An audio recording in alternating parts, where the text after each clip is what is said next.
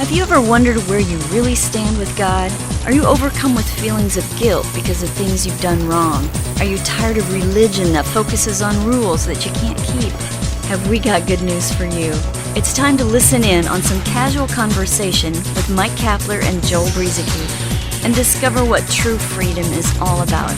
This is Growing in Grace. Hello and welcome to the Ron Burgundy Podcast. Okay, that's how I wanted to start that one. Sorry, Cap. What? You lost me. Well, that's good. I'm hoping I did because that was kind of silly. No, there's this, what's his name? Will Ferrell. He has this Ron Burgundy character. Well, he has a podcast now, the Ron Burgundy Podcast, and he kind of talks like this. Welcome to the Ron Burgundy Podcast. And the only reason I really wanted to bring that up is because, we've been doing this podcast every single week, just about for 14 years. But I've noticed a trend in podcasts these days. Now that podcasting is really, really popular, because we started when, what's a podcast? We started back in those days when hardly anyone knew what it was. But now in podcasting, people are doing seasons. So they'll have season 1 of the podcast, and then they'll take a break, and then it'll be season 2. We've been on season 1 for 14 and a half years. So that's the only reason I thought about bringing that up in the first place. But we got some good stuff we want to talk about. So I guess if we ever took a break, we could call the first 750 podcasts something like The Old, and then, start a new covenant podcast. I don't know. That would probably be really radical. Everything that we've said up to this point, it has led us to this. Yeah. And who knows what this is going to be? Well, and did you know that once we got to 720 podcasts, which now with this one, we're 720 something, 14 minutes times 720, it equals exactly 1 week of back-to-back podcasts. So if you got nothing better to do for a whole week, start at the beginning and listen all the way through. It'll take you 1 week. How about that? Somebody asked me recently, where do I start? They are so, and I sent you some of their comments, Joel, but they are so, I don't have them in front of me. Maybe we can read them on another time, but they are so primed and ready for this grace message because, and they're not spring chickens anymore either. All right. I'm just going to say, I think they're in their 60s.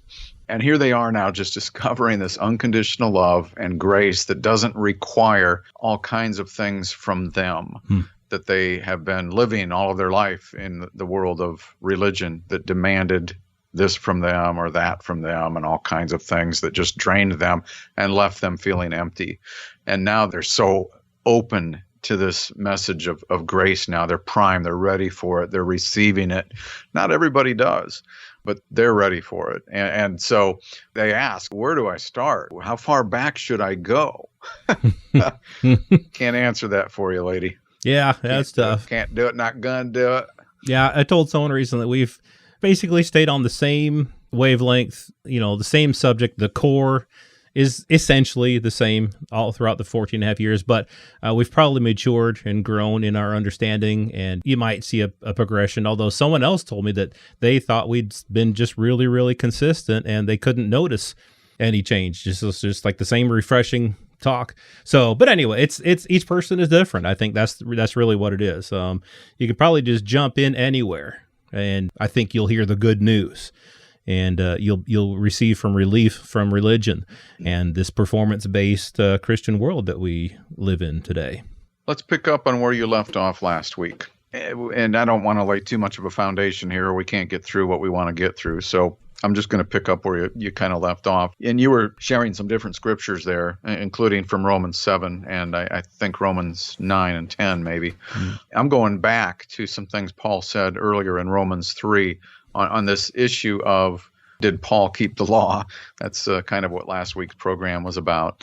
And our point here is that no, righteousness, right standing with God, this perfection that we have in Christ through this righteousness of God, that did not occur from the law, the commandments, that package that came through Moses. None of that occurred there. Paul said in Romans 3, now, apart from the law, the righteousness of God has been revealed or manifested. It was witnessed by the law and the prophets, even the righteousness of God through faith in Jesus Christ for all those who believe. And there's no distinction, meaning it's for Jew and for Gentile, if you read back through the context here. All have sinned, all have fallen short of the glory of God. And he goes on just a few verses later to say, where then is the boasting? It is excluded. By what kind of law? A law of works? No, but by a law of faith. For we maintain that a man is justified by faith apart from the works of the law. So the law couldn't bring righteousness. It only brought self-righteousness, and that's what the Jews pursued all of their lifetime. But it was like running on a treadmill. They were moving, but they weren't going anywhere. I mean, their bodies were trying to do what was right and follow the rules. But that's the other point that Paul made to the Galatians, though, right. Is if you're going to try to tie yourself into a law of works like what came through Moses, you actually have to do it, and you have to do all of it. That was the curse that they could not live up to. That was the curse that they had fallen upon through the law, the Jewish people. We Gentiles were never under it, but we were invited into Christ. As I think your last quote from the last program, Joel, Christ became the end of the law. Not the continuation of it. He became the end of the law for all who would believe. So again, just trying to clarify some things here, that because we had a listener trying to brag on the Apostle Paul that he kept the law, and that he encouraged others to keep the law. And that's what can happen. You can start thinking that way if you start zeroing in on a verse or a sentence or a comment that Paul makes without continuing with perhaps that passage and looking back at some other things he said. Right. If you look at like a sentence or two that Paul says here or there, in the middle of a point that he's making, it might look like he's saying something, but then if you look at the point as a whole, you realize he's really making a point that's exactly the opposite of what that one sentence says. Like, for example, in Romans 2, where he says, it's those who do the law who are justified. Huh? What? So you could go with that one verse and say, only the doers of the law are justified. That's Romans 2. Paul says it in Romans 2, so it must be true. Only the doers of the law are justified. But then the next chapter, what we know as the next chapter, he says, therefore, by the deeds of the law, no flesh shall be justified. Because he was in the middle of making a point that if you're going to keep the law, you have to do the whole thing. You can't just be one who hears the law. You have to actually do it. But nobody actually does it. Not even me, Paul would say. He didn't even keep the law. And you were talking about Galatians, and he says, as many as are of the works of the law are under the curse, for it is written, cursed is everyone who does not continue in all things which are written in the book of the law, to do them. But that no one is justified by the law in the sight of God is evident, for the just shall live by faith. He quotes from the Old Testament, where it says the just shall live by faith, looking forward to this thing called faith, through which people will be justified. And in fact, before the law, Abraham himself was justified not by works, not by the law, but by faith. Paul says here then, yet the law is not of faith, but the man who does them shall live by them. So if you're going to live by the law, you have to do it. But the law is not of faith. That's the whole point. The righteousness that we have is by faith, and the law is not of faith. So Paul, again, he had to count his righteousness as dung according to the law. His righteousness according to the law, he had to count it as dung, throw it away, so that he could be found solely in Christ, having God's righteousness, which is the gift, and not his own, which is by the law.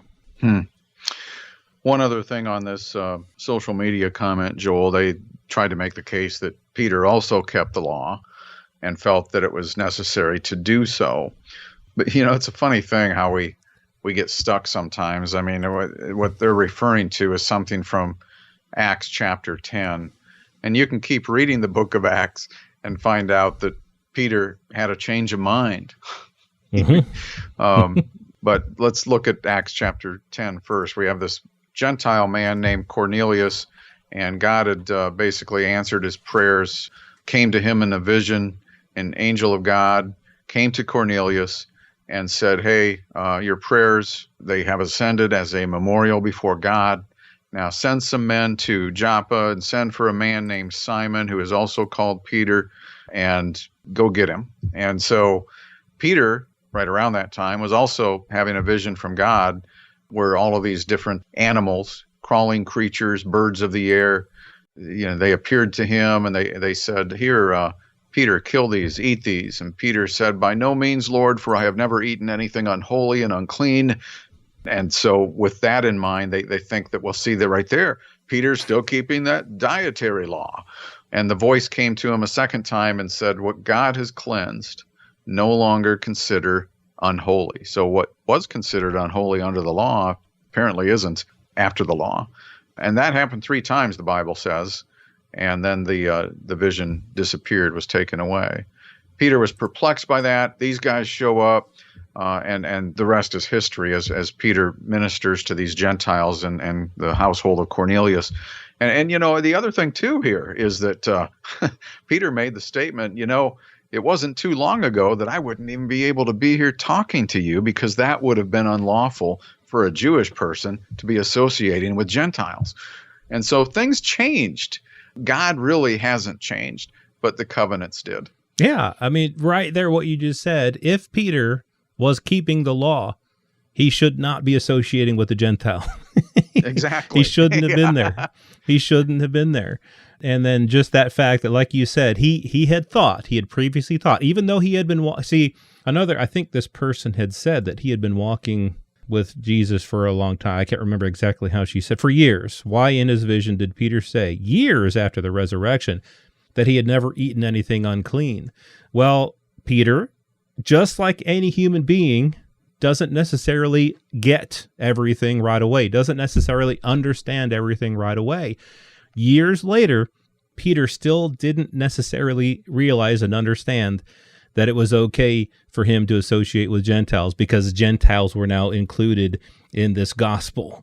He didn't necessarily understand that. It took him time to understand that. He thought that he could, and this whole matter of eating unclean animals, he didn't realize that he could eat unclean animals. He didn't realize that there was a change. He knew that there was a change of covenant, but I don't think he fully understood and comprehended everything right away, just like any normal human being, which he was. He was a fisherman, and Jesus took him under his wings, and but that didn't mean that he got everything right away. So Peter definitely didn't always keep the law. He thought he had to, but he didn't. And the point, again, is that God showed him that he was dead to the law, and that it was all about living by faith. And so what about you? Has God shown you that you're not under the law, but you're under grace, that your life is by faith and not by law? Where do you stand? Do you question where you stand if you're not keeping the commandments perfectly? We'll talk about that next week, so come back here, growingingrace.org. It's the Growing in Grace podcast. This has been Growing in Grace with Mike Kapler and Joel Brizicki, heard online through various internet sources around the world each week. To access hundreds of past programs, visit graceroots.org. Share it with a friend and listen again next week for more Growing in Grace.